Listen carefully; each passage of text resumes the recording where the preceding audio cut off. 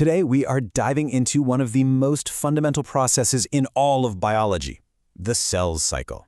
This is the instruction manual, the beautiful, intricate blueprint that allows life to build itself, one tiny cell at a time. It's happening inside you right now, and we're going to break down exactly how it works. I mean, just stop and think about that number for a second. 2 trillion.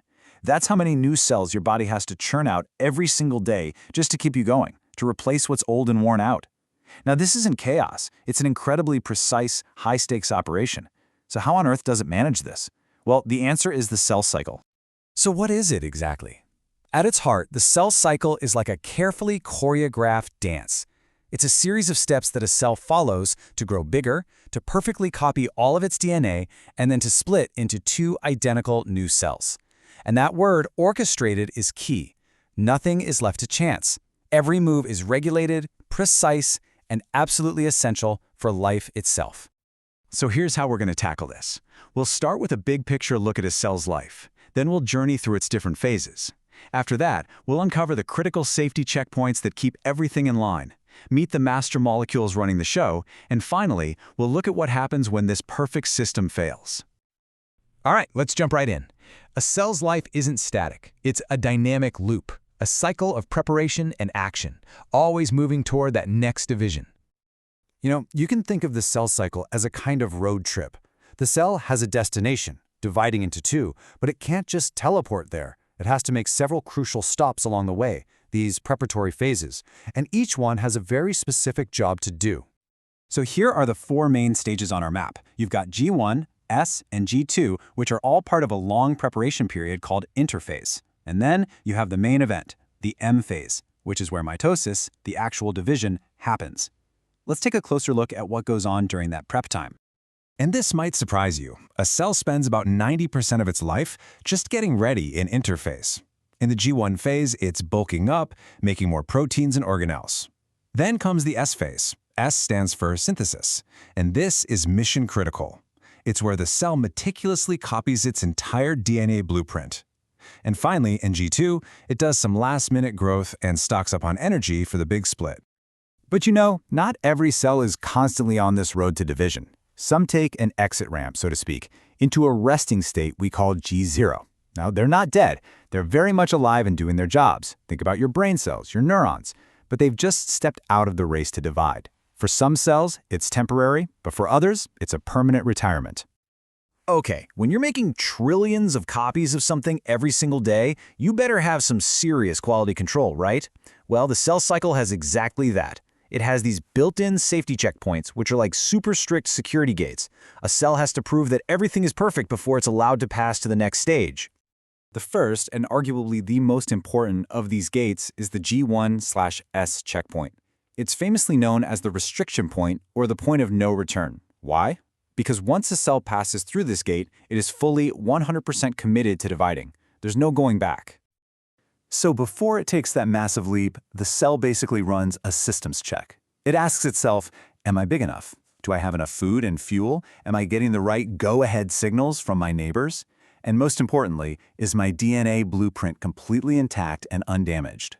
Only if it gets a yes to all of these does the gate swing open. So, let's say our cell passed the first test and has finished copying all of its DNA. Now it hits a second gate, the G2/M checkpoint. Think of this as the final quality control inspection before the incredibly complex machinery of division gets turned on.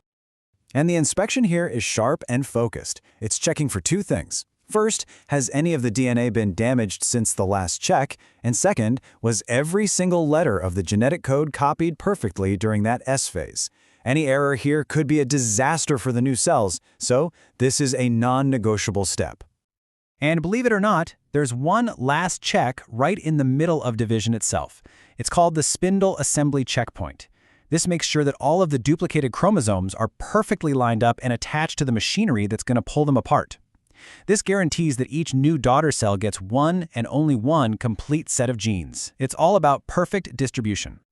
Okay, so we have these phases, we have these checkpoints, but what's actually driving the cell forward? What's applying the brakes? We need to meet the molecules in charge. And the best way to think about them is as an engine and the keys that start that engine. The engines are a group of proteins called Cyclin-Dependent kinases, or CDKs for short. Now, a kinase is just a protein that acts like a switch, turning other proteins on. These CDK engines are the workhorses that drive the cycle forward. But here's the crucial part. They're always just hanging around inside the cell, totally inactive, waiting for the signal to go. So if CDKs are the engines, then the cyclins are the keys, and this is where it gets really clever. Unlike the CDKs, which are always there, the amount of each specific cyclin protein rises and falls in a very predictable or cyclical pattern. When the concentration of a certain cyclin gets high enough, it finds its partner CDK, slots in like a key, and turns the engine on. That's the signal for the cell to move to the next phase.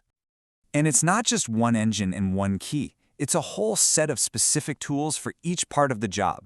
For example, in the G1 phase, cyclin D teams up with CDK4 and 6 to get the cell ready. Then, cyclin E and CDK2 are the pair that push the cell past that point of no return. Cyclin A drives the cell through the DNA copying process, and finally the real powerhouse duo, cyclin B and CDK1, is what launches the cell into full-blown mitosis. Now, a car that only has a gas pedal is a disaster waiting to happen. You need brakes, and the cell has them. They're called CDK inhibitors. There are two main types. You've got the INK4 family, which are very specific. They only block those early G1 engines, CDK4 and 6. Then you have the CIP/KIP family. These are more like general-purpose brakes, and they can stop multiple CDK engines, usually when the cell senses something is wrong, like DNA damage. We've seen how elegant and controlled the system is designed to be. But what happens when it breaks? This is the moment this topic goes from being just fascinating biology to a matter of life and death. If the cell cycle had a superhero, its name would be P53. I'm not kidding. Its job is so fundamental that scientists have nicknamed it the guardian of the genome. When something goes wrong, especially damage to the DNA, P53 is the first responder on the scene. So here's how this guardian works. First, a stress signal is detected, like a physical break in a strand of DNA. This signal flips a switch that activates P53. Once P53 is active, it turns on a whole bunch of genes to deal with the crisis. And one of its most important targets is the gene for P21.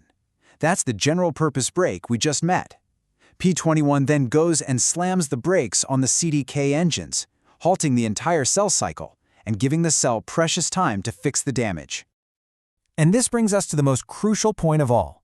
Cancer, at its very core, is a disease of a broken cell cycle. The absolute defining feature of cancer is uncontrolled cell division. And that's what happens when the checkpoints fail, when the brakes are cut, when guardians like P53 are mutated and can no longer do their job.